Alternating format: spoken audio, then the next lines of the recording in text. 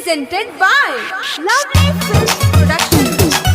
अरे उठा सा रे मंगरुआ डबलुआ बगलुआ उठा सा। अरे साला जल्दी उठो बना रे अपना खेत के पाछड़ी दूसरा खेत में चल गइली सा रे फुटलिया रे साला उठ मंगरुआ रे साला उठ गाड़ी गिरा जा साले सुतो रहलो हम जातनी घेवड़ा खइया लो। कौनो जाल लेके आव कौनो बंसी बजाओ खाली नैनी बोई की देख हमरा मोरले बताओ अवसर अरे आ कोई नहीं भइलो रूप।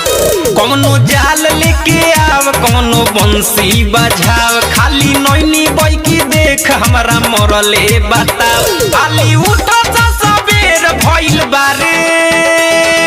अरे लिया कुदारी बाल्टी रे रजवा शंकरवा भोलवा उठा सा भोर गए।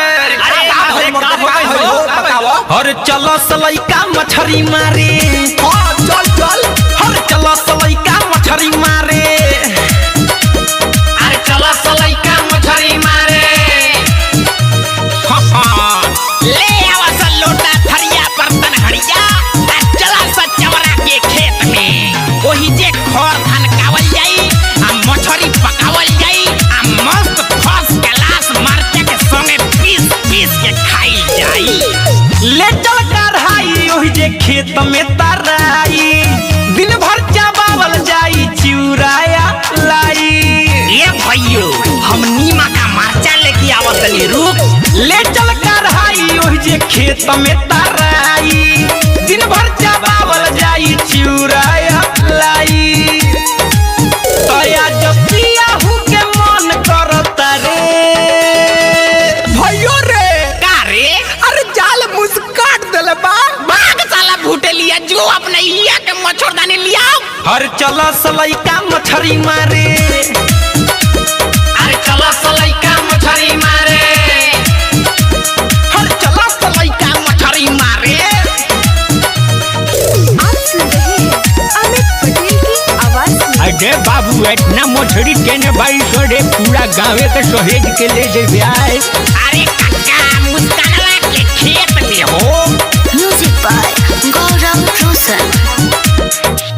चलो सफे गल जाओ गड़हा में जाल रे कहिया ले खाइल जाई सब्जिया दाल रे। अरे अब वो रुक न गुड्डेरो बुटेलिया मच्छरदानी कोई बो। चलो सफे गल जाओ गड़हा में जाल रे कहिया ले खाइल जाई सब्जिया दाल रे।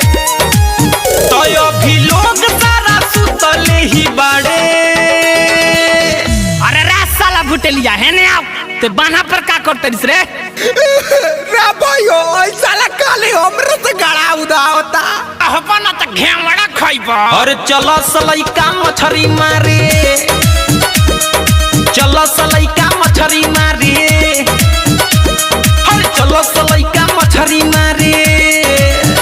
कौनो जाल लेके आव कौनो बंसी बजाव खाली नैनी बोई की देख हमरा मोरले बताओ खाली उठो सा सबेर भइल बारे। भाइयो रे होय देखना गरई पकड़ ले बानी फूफ काढ़ता हो अच्छो तोर अरे अरे साला फेंक जल्दी साफ हो। हर चलो सलैका मछरी मारे चल चल हर चलो सलैका मछरी मारे।